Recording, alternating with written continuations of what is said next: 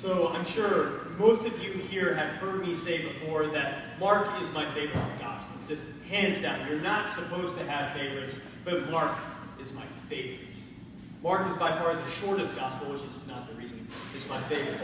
But it's his type of storytelling. Mark is always in a hurry. He uses the word immediately, time and time again in this gospel, and he pays very close attention to how he tells his stories. And usually I love to preach on Mark, but this is a very hard passage. It's very uncomfortable. And as I was sitting on this bit of scripture, I started to realize I felt uncomfortable when I heard it because it seemed so real. It's evil, right? This very evil thing happened. King Herod and Herodias and her daughter all played a part in the death of John the Baptist. But the thing is they're not these embodiments of evil that are evil in every single way, that are evil 100% of the time. They don't go around kicking puppies and stuff like that. They're all quite human.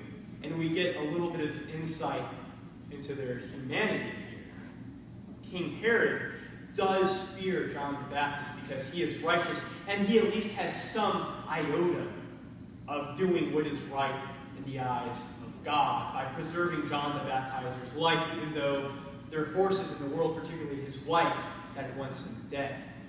But he's weak and susceptible to the influence of others, and does not stand by his convictions enough to spare the life of John the Baptist. Herodias, on the other hand, probably has every right to be afraid of John the Baptist.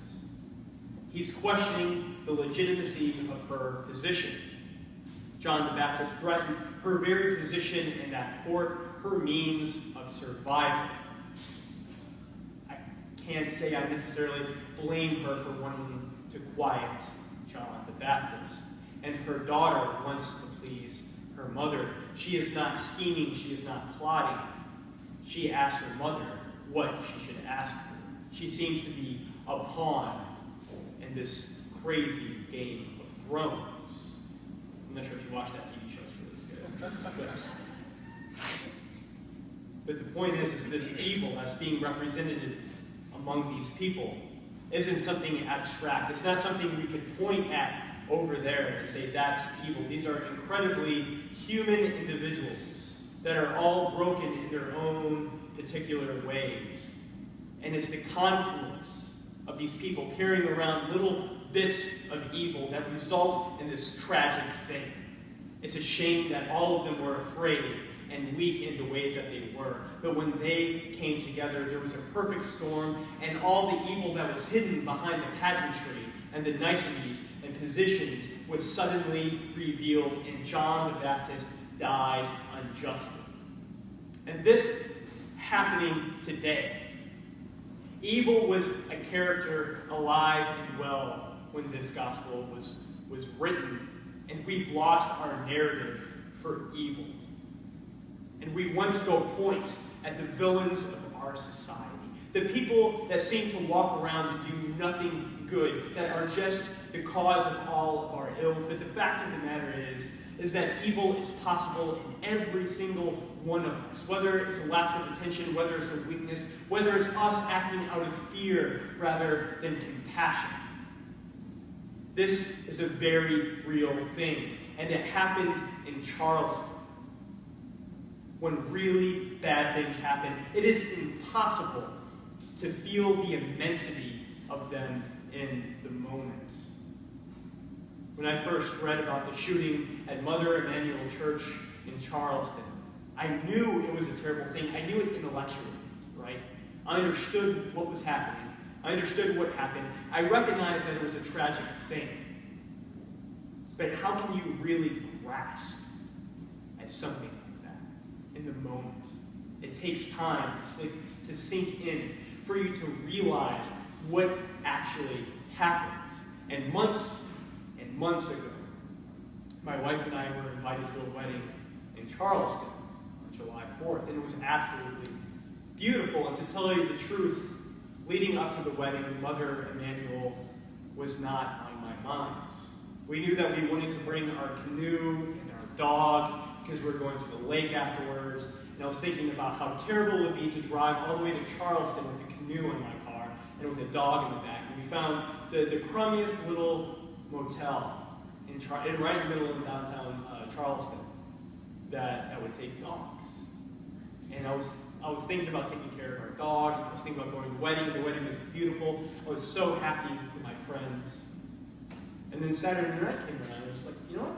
I have Sunday off. And I usually don't get to just sit in church and be anonymous and worship God. So I started Googling all of the Episcopal churches in the area. And I found some interesting ones. Ones that I would love to go to and to sit in and see how they worship God. And then I remembered, oh yeah, that tragic thing happened here. I wonder how far away Mother Emanuel African Methodist Episcopal Church is. And it was less than half a mile away from our little motel room. And then just on a whim, without even thinking about it, I decided I would go. And the next morning, I felt very fortunate because from what little I know of the A&E church, people get dressed up for church, right? And I didn't want to show up feeling disrespectful. And fortunately, because of the wedding, I had a suit and I had a tie. And so I put on all my nice clothes and I started walking over to Mother Emanuel Church. And then I started to realize what I was doing. I was a younger white guy by himself walking to Mother Emanuel A&E Church under the pretense of worshiping with them. That's the same thing that the shooter was doing. It was the exact same thing. And then I was overcome with anxiety. Would I be welcomed? Would they just see me as a threat? Which I would not blame them if they did. And I became very anxious. And I started thinking that this just didn't feel right. And I thought about walking back to the motel room, but then all of a sudden, I was in front of Mother Emanuel A&E Church. And there was a big memorial on the sidewalk where people were laying flowers. And there was homeless people that they had empowered to be ministers in the church to direct traffic. And those who came just to show their respects, they said, stay on this side and you can see the memorial, lay your flowers. But if you want to go in church, please, walk right up the stairs, go through the doors, and the ushers will greet you. And so I walked up the stairs, opened up the doors, and then there was a whole team of ushers dressed to the nines, wearing matching suits with red bow ties, wearing white gloves. And they regretted to inform me that there was no room on the main nave, but I could go sit upstairs in the balcony. And then there was no question whether or not I was invited. And I sat up there, and I feel a little bit embarrassed for feeling embarrassed because I looked down on everyone. And then so the front half of the church was reserved for members of the church, and the back half were for guests because they were being so overwhelmed with guests. They wanted to make sure that the people who called that home could still have a seat. And everyone in the back half, they didn't get that this was a fancy place, and they're all wearing flip-flops and shorts and t-shirts. And I was just so embarrassed. I wanted to go down and be like, you go back and you change, spit out that gum, right? But I just sat there. And then the music started. There was a giant organ right beside me. And then there was also a drum kit and a trumpeter. And then initially the organ started playing, and it was just like music you would see in any Episcopal church. But then the drummer kicked in, and then the trumpeter. And it was this incredibly strange mix of styles and music. And it was so overwhelmingly joyful. And then a whole team of 8 acolytes in robes, the exact same robes our acolytes wear, came up, lit all the candles, and went back. And then there was a procession, just like we have a procession here, but they were dancing down the aisles, literally dancing down the aisles. And then an hour into church, we weren't even halfway done yet. And they had said prayers for everyone who died. There were tears being shed. Everyone was welcomed profusely. Even the young white guy walking in by himself, the stranger. And even all of the disrespectful, in my opinion, vacationers that didn't know how to dress for this particular church. Everyone was welcome. And the thing is evil is alive and well in the world, and so is love. Their liturgy was all about love. They sang together, they danced together, they welcomed each other, they shared the Eucharist together, they cried together. And when we realize that evil exists in the world in a way that we feel extremely uncomfortable about, to realize that evil in the world exists at the point where someone can have the audacity to take another person's life, we can be tempted to meet that evil with our own hatred, to feel those feelings bubble up. You want to go out and you want to go do something about it and make the people who are complicit in that crime pay. But the thing is Mother Emanuel AME Church in Charleston on Calhoun Street, they've got a message for us. And the message is that type of hatred, that type of evil that we carry around ourselves. That's not going to change the world. It's love that's going to change the world. Herod acted out of fear. So did Herodias. There was evil there, lurking in the weakness of man. But love, God's love for us, Jesus Christ made flesh.